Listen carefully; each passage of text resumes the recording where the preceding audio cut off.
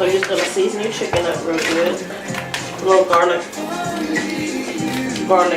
salt, and a little pepper. And then just make sure all the chicken is coated. Okay? And since you're dealing with chicken, of course, wash your hands before you start touching anything else. Once your chicken is seasoned, you're going to take your chicken bouillon cubes. And depending on the amount of chicken that you have, because you want the chicken flavor to be in there, I will say for this you do about 3 chicken bouillon cubes.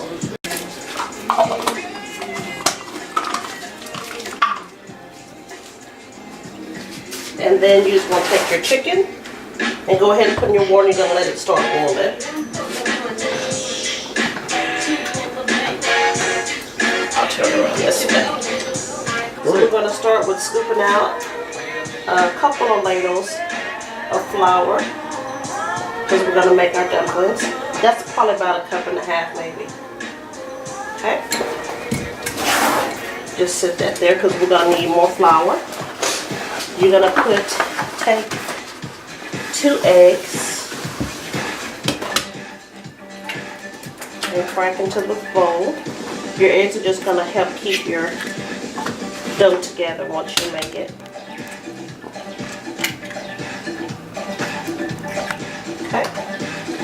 And then I put 2 cups of water in here. We're going to start off with 2 cups. We probably won't need that much. So we'll pour probably about a little over 1/4 in there. And then we'll get us a spoon.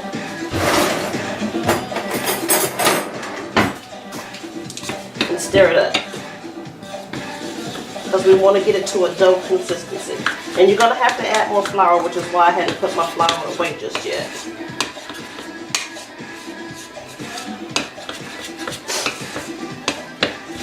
So it's going to start looking like that, which is fine. Okay? And then what we'll do is we'll just get our ladle. And we're going to add a little bit more flour.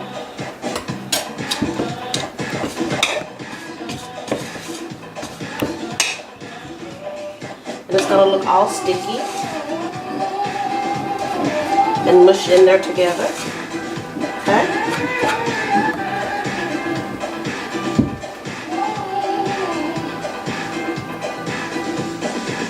Alright?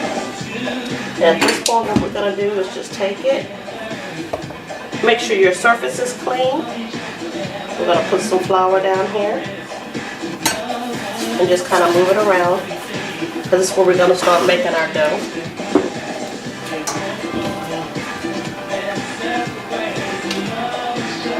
Okay.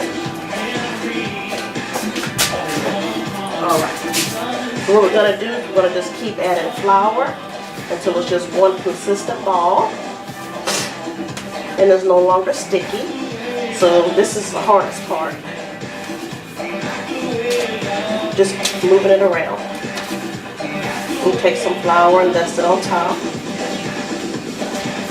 It takes a while to get it to where you want it. Now we've got our ball there. It's pretty much all melt together. Not sticky anymore. So what we're going to do is put just a little bit of flour back on our surface. You see I cleaned it off from earlier. And this is just going to help it not stick when we get ready to roll it out. Okay.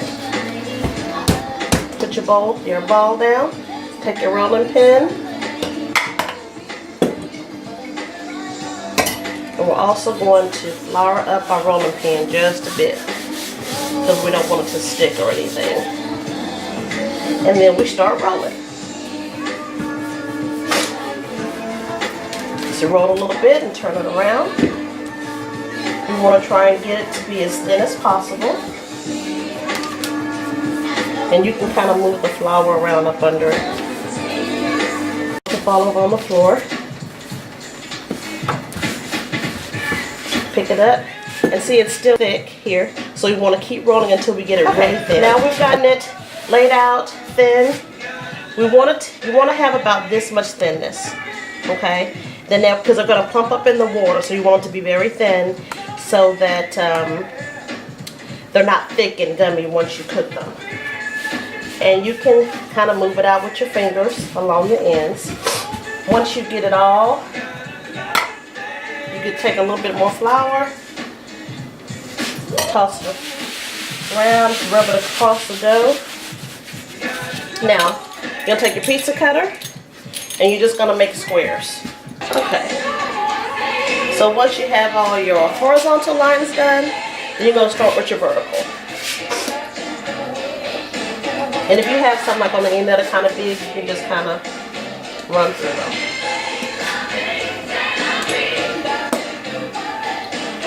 Okay. Now you've got all your dumplings cut. You can take your trusty pizza cutter. That's the very reason you want to have the flour on the bottom. So it's very easy just to scoop them up, just like that. Okay? So as you can tell, your dumplings are really thin, okay? And you want to be about that thin. So I guess they're probably about just a little bit thicker than that pizza cutter there, okay? So now that we've got everything, all the dumplings done, we want to take them over and we're going to boil them in the chicken with the chicken bouillon cubes and everything. And this is going to help give the dumplings the flavor that you want. And you just take them, drop them in.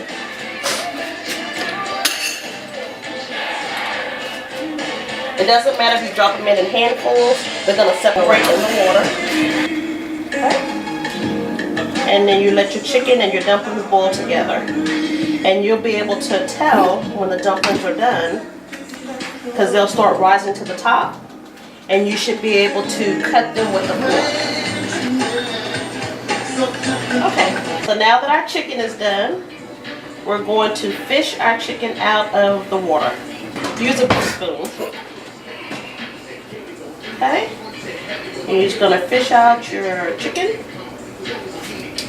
Actually, if you have some tongs, but your chicken is pretty hot, you're just going to put your chicken over here and let it rest for a minute. Okay, now that our chicken is cool, we're going to take the chicken and just break it up. Just pull it apart. Now, if you were using dark meat, you'd have to take, of course, the chicken off the bones, which is the reason why you want to let it cool first. I don't have a lot of chicken here. I actually like to have more chicken than dumplings. And if you see that you've made too much dumplings, which we'll see in a minute, I'm sure we probably have, just take your dumplings, put them in a freezer bag, and freeze them till the chicken all broken up. Can you see the chicken? Got the chicken broken up here, like that.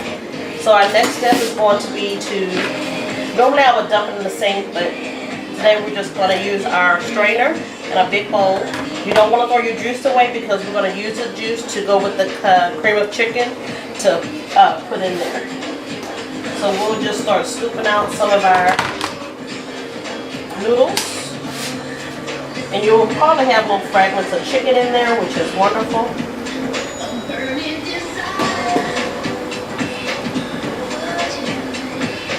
Now that we have our noodles in there, not very much juice. This is the one thing I wanted to show you. You'll know that your noodles are done when you pick one up out of the pot. Okay? And if you can do this, smash the noodles like that, and they come apart very easily, that means your noodles are done. If you do that and the noodles are still intact, then go ahead and just put them back in the bowl and let them cook a little bit more. Okay? Then we're going to take and dump our noodles in there with our chicken. Okay? Then mix them around a little bit. Our next step, get rid of this bowl. Our next step is going to get our cream of chicken. Let's start with 2 cans. Open them up.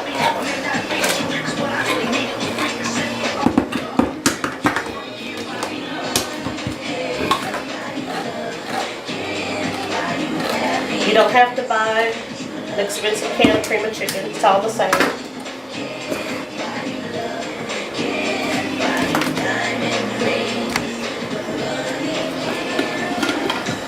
dump it out in your bowl.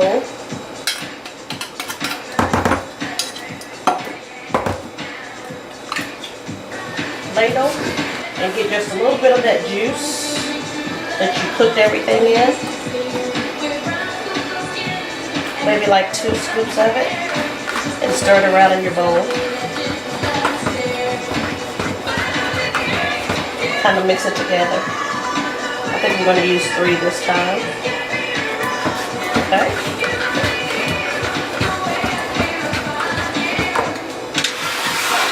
Once you get it mixed in, just pour it over your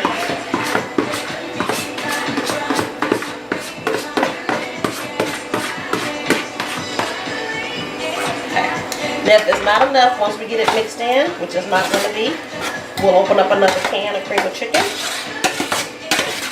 Put a little bit more juice in there. You don't want it to be soupy, but you don't want it to be dry either. Get your measuring cup. Just kind of dip it in there. Get a little bit of juice. That's probably about a cup. We probably won't use it all. Pour your juice in there. Yeah, that's good. And then we're just going to kind of mix it up because you're going to put this in the oven.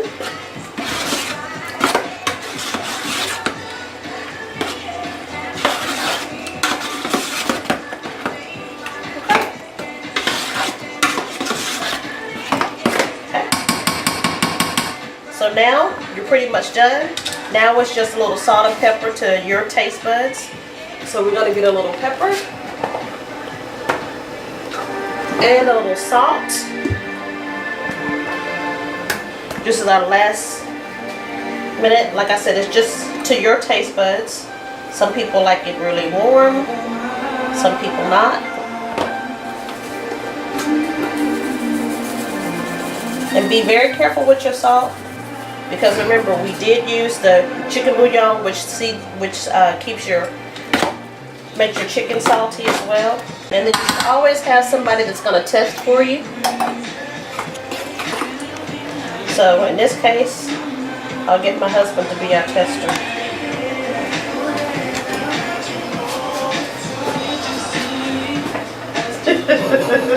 He gets to be the tester. And then people can tell you if it needs a little bit more salt or pepper. Both. A little more salt, a little more pepper. Now if you're making this for other people, I would say change your fork before you let the taster come back in. But since this is for us, I think it'd be okay to use it again. Been married 15 years, so I don't think it matters anymore.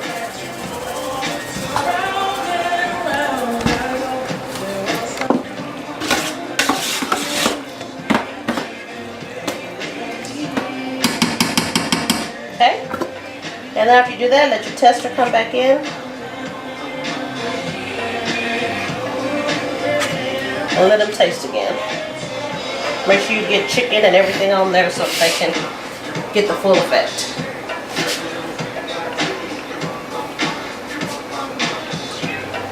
Better? Yes. So after you get your oven heated up to 350, you're going to take your dumplings.